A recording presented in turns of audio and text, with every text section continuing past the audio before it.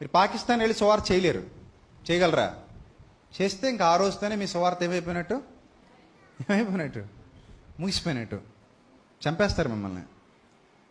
అలాగే Saudi, Kuwait, Dubai, Muscat ఇలాంటి ప్రాంతాల్లో, కొన్ని ప్రాంతాల్లో మీరు వెళ్ళి రోడ్డు మీద బైబిల్ పట్టుకొని ఏసే రక్షకుడు, ఏసుని నమ్మండి, ఇదిగో ఇది సువార్త, ఇది సత్యము అన్నారనుకోండి, ఆ రోజుతో మీ చాప్టర్ ఏమైపోయినట్టు, క్లోజ్. నివాస్ కరెక్టే కదా? చంపేస్తారు, చంపేసి పంపించేస్తారు. ఇంకా మన వాళ్ళు చాలామంది అక్కడ ఉన్నారు. ఇప్పుడు బతుకు తెరువు కోసం వెళ్ళారు. అక్కడ మన వాళ్ళు, నేను కువైట్ వెళ్ళా వాక్యం చెప్పా, నేను దుబాయ్ వెళ్ళా వాక్యం చెప్పా అంటే ఎవరికి చెప్పావు? కువైటీస్కా, దుబాయ్లకా? కాదు. మరి ఎవరికి? అక్కడున్న తెలుగు వాళ్ళకి.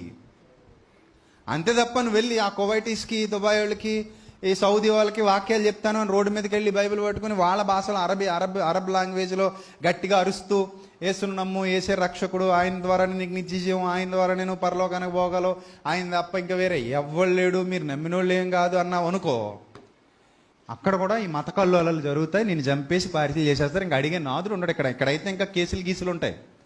అక్కడైతే నో కేసెస్.